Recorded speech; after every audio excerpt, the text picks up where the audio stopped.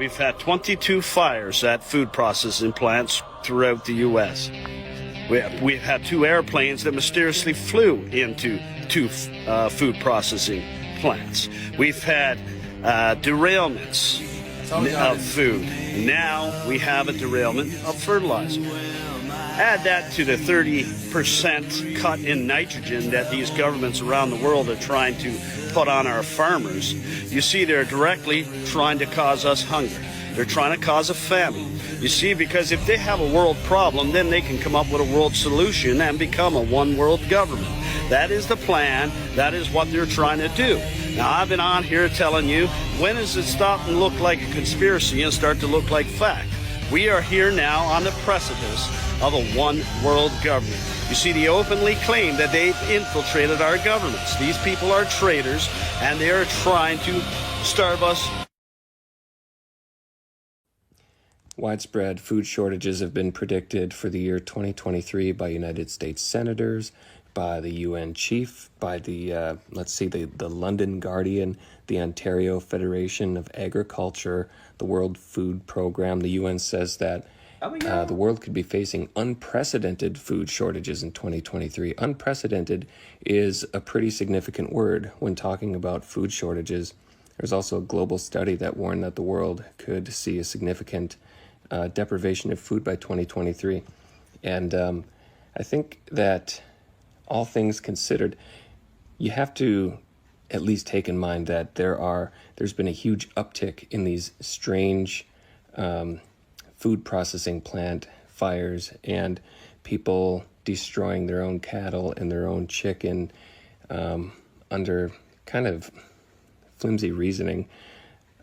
California, remember, they pumped a whole bunch of fresh water directly into the ocean rather than giving it to the rice farmers who needed it to produce rice. So that exacerbated food shortage here domestically. Fertilizer is being attacked, fuel's being attacked. An attack on fuel is an attack on food.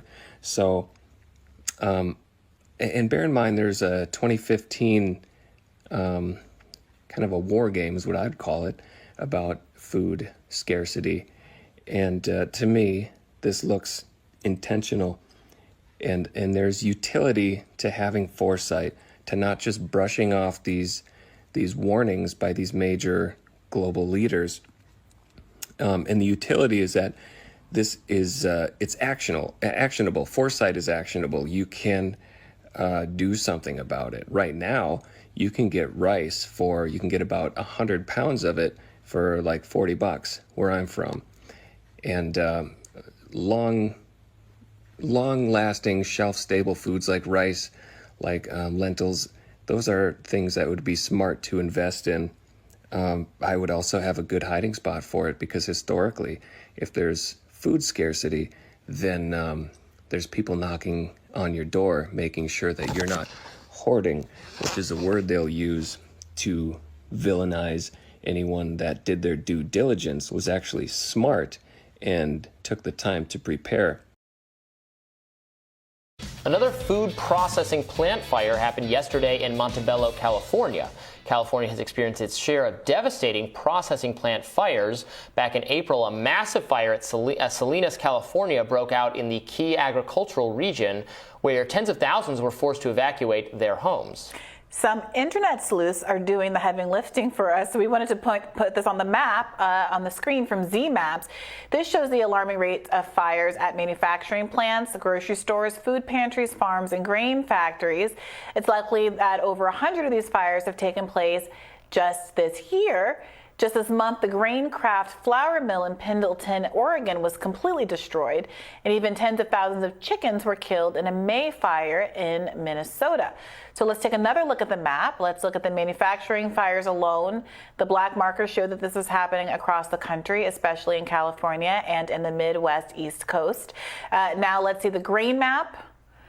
Oregon, Washington, and Pacific Northwest appear to have taken a hit, as well as the Midwest. And as far as farm fires go, let's look at these green markers appearing in droves from Minnesota to Wisconsin, Michigan, and all down the East Coast. Now, there has been a lot of conspiratorial discussion online about these. People from Tucker Carlson to Charlie Kirk have are asking whether this is an intentional threat on our food system and if there's really something to see here. What do you make of it, Robbie? Actually, let's play that a bit of Tucker's show. This guest, Jason Rantz, talking about it on Tucker Carlson. Let's play that.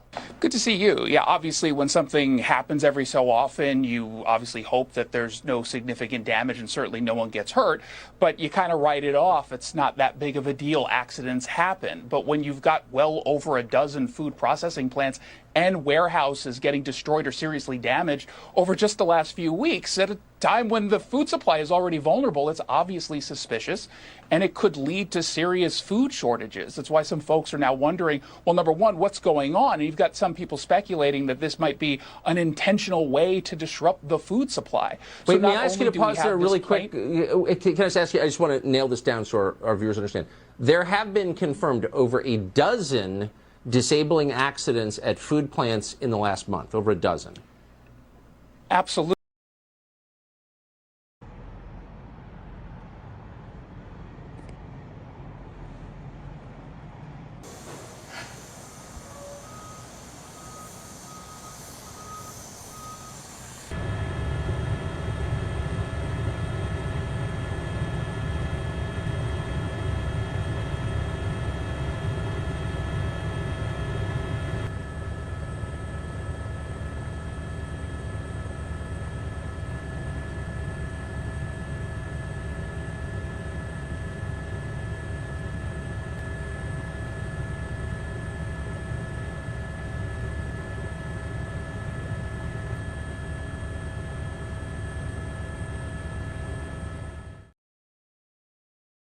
There have been a lot of reports on food intentionally being destroyed and separate reports on food processing plants burning down.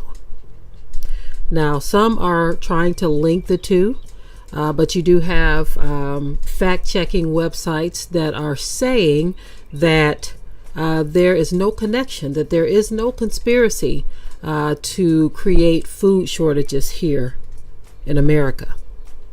Now, this is what they are saying, but it is very clear, however, that food is intentionally being destroyed. A lot of farmers have come forward and actually said that they were told or that they are being paid to destroy food intentionally. Now, there are reports that gives you list and list and list of the different food products that are being destroyed.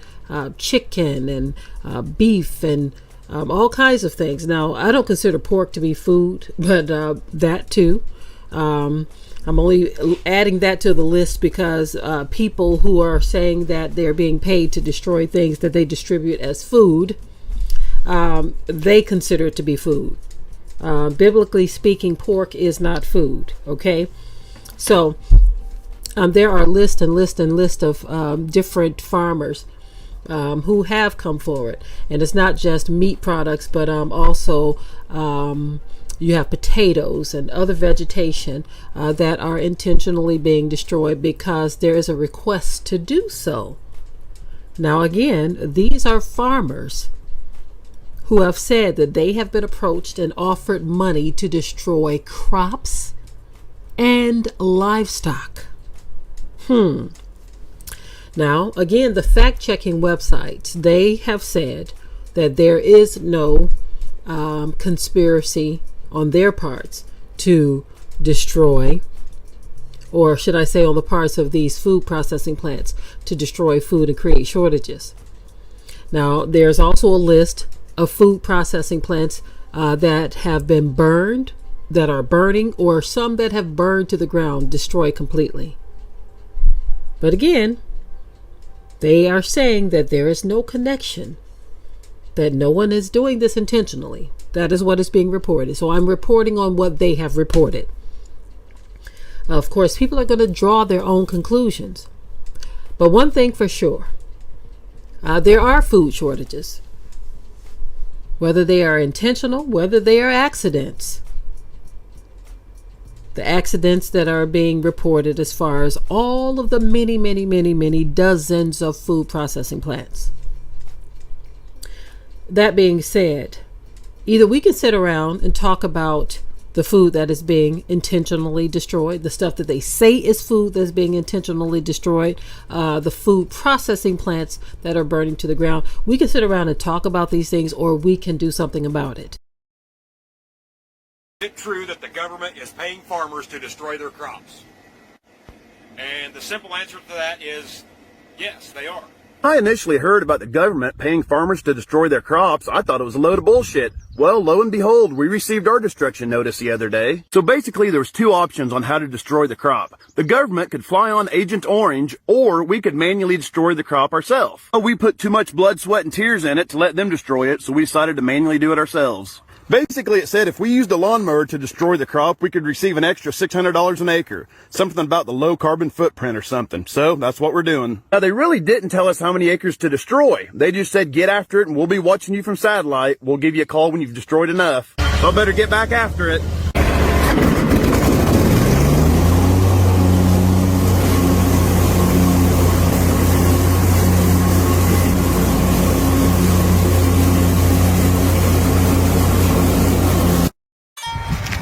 Yep. Plowing it up. Government said they'd pay us $3,800 an acre. Hey, that's better than what Milo prices are right now. So, getting her done.